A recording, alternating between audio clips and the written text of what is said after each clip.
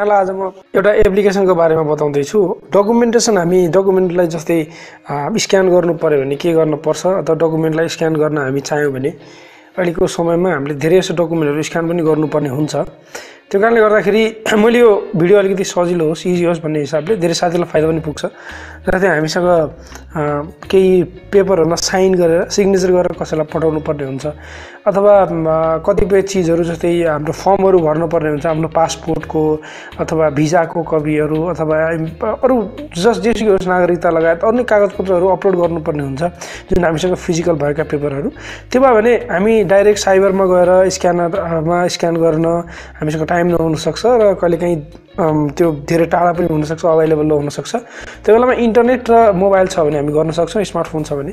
यसमा चाहिँ स्क्यानर भन्ने एउटा हुन्छ SCANNER भनेर धेरै स्क्यानरहरु हुन सक्छ तपाईहरुले हेर्न सक्छौ। अब यहाँनेरि मैले देख्न सक्छु तपाईहरुले सबभन्दा माथि यहाँ देखिरहनु भएको छ यो CamScanner भयो एउटा टाइनी स्क्यानर भन्ने रहेछ PDF स्क्यानर भन्ने यो भयो हैन। फास्ट स्क्यानर पनि भयो यहाँनेरि क्लीन स्क्यान भनेर धेरै छ स्क्यानरहरु तर अहिलेको टाइममा यो CamScanner सबभन्दा धेरै चल्छ र मैले पनि यो युज गर्ने गर्छु। एकचोटी यसमा पैसा तिर्नुपर्ने भएर मैले अरु नै युज गरेको थिएँ तल्लो वाला यो वाला युज गरेको थिएँ। यसको पनि राम्रो छ रेटिङ पनि 4.8 छ हैन अनि 10 मिलियन भन्छ यो पनि राम्रो छ नराम्रो हैन। यसको रेटिङ कति छ भन्दा 4.1 छ 100 मिलियन डाउनलोड पनि छ एडिटर चोइस पनि हो यो राम्रो पनि छ। अब यसलाई हामीले यनिरी इन्स्टल छैन भने इन्स्टल गरौँ पहिला यहाँ गएर खोज्ने थाहा भइहाल्यो हैन। खोजिसकेर यसलाई क्लिक गरौँ त्यसपछि यहाँ ओपन गरौँ इन्स्टल छैन भने इन्स्टल गरौँ। ओपन गरिसकेपछि यसले क्यामेरा खोल्छ। अब अरु आउन सक्छ अरु आए पनि यहाँ एसएम स्क्रिनसम्म तपाईहरु जसरी पनि आउन सक्नुहुन्छ मलाई थाहा भन्छ। त्यसपछि यहाँ तलपट्टि हेरि यहाँ जुन चाहिँ यो क्यामेरामा यहाँ क्लिक गरिदिनुस्। क्लिक गरिदिसकेपछि के चीजको फोटो खिच्ने हो त सरी त्यो चीजको फोटो खिच्नलाई जस्तै यो मेरो साइन सहितको लागि यहाँ मैले एउटा फोटो खिच्न पर्यो भने यसलाई अलिकति क्लोज राखेर एकैछिन रोकेपछि त्यहाँ जब अक्षर देखिन्छ अक्षर देखिएपछि हामीले यसलाई अलि मिलाएर टक्क यसलाई क्लिक गरौँ।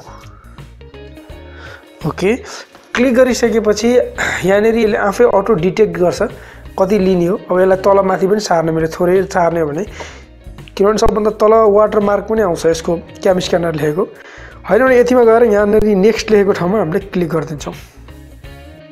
क्लिक गरिदिसकेपछि यसरी आयो यहाँनेरि छ जस्तै ओरिजिनल देखाउने हो कि हैन यसलाई लाइट एन्ड देखाउने हो कि म्याजिक कलर देखाउने हो कि अनि ब्ल्याक एन्ड व्हाइट देखाउने हो कि ब्ल्याक एन्ड व्हाइट 2 देखाउने हो कि। यसमा चाहिँ नर्मली नो स्याडो भन्ने एउटा नयाँ अप्सन छ अहिले यो चाहिँ मलाई मन पर्यो यो वाला हामीले क्लिक गरेर यहाँनेरि सेभ भन्ने एउटा अप्सन छ यहाँनेरि हामीले क्लिक गरिदिन्छौँ।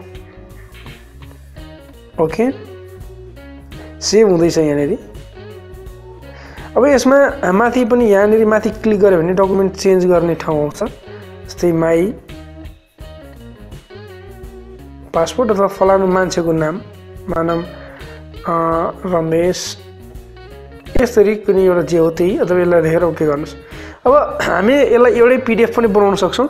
यसमा साइड अर्को पेज हाल्यो भने यसैमा हामीले यसरी खिच्न पनि सक्छौं। फेरि यसो भने एउटै PDF मा सबै डकुमेन्टहरु आउँछ तर हामीलाई अलग-अलग डकुमेन्ट पठाउनु छ भने यसलाई फेरि अर्को बनाउनु पर्ने हुन्छ अर्कोबाट खिच्नु पर्ने हुन्छ। जस्तै यो भयो हैन मैले खिचिए नि यहाँनेरि यसरी खिच्नु होला र यो नो स्याडो वाला राख्नु होला र अलिकति ग्याप राख्दा पनि हुन्छ। जस्तै फोटोहरु राख्दाखेरि किनभने यहाँनेरि वाटरमार्क आउने भएको कारणले गर्दा। अब माथि हामी PDF मा गर्यो भने के हुन्छ भन्दा PDF मा सबै माथिदेखि तलसम्म एउटै आउँछ। ल हेर्नुस् यहाँनेरि लोगो आउने भयो यसरी अनि एउटै पेजमा आउँछ। हामीले PDF मा शेयर गर्यौं भने हैन हामी शेयर अप्सनमा गएर यहाँनेरि शेयर JPG भनेर क्लिक गर्यौं त्यसपछि ओरिजिनल अथवा हामीले यहाँनेरि अब कसैलाई WhatsApp मा पठाउनु पर्छ डाइरेक्ट भनेदेखि मानौ WhatsApp मा पठाउनु पर्यो केही समय लिइरहेको छ अहिले। त्यसपछि यहाँनेरि मानौ यहाँनेरि पठाउनु पर्यो भने यसलाई मैले क्लिक गरे। क्लिक गरिसकेपछि कतिवटा फोटो छ दुईटा फोटो छ हैन यो दुईटा फोटो जाने भयो यसरी जान्छ। अब यसलाई चाहिँ मैले सेन्ड गरिदिनु बित्तिकै डकुमेन्ट चाहिँ जाने भयो।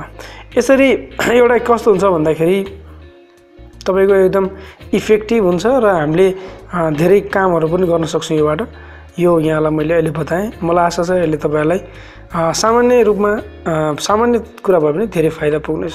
फाइदा पुग्छ भने च्यानललाई सब्स्क्राइब गरेर रातो बटन साइडमा र घण्टी छ त्यसमा दबाइदिनु होला। मैले राख्ने सम्पूर्ण भिडियोहरू पाउनुहुनेछ। Thank you so much.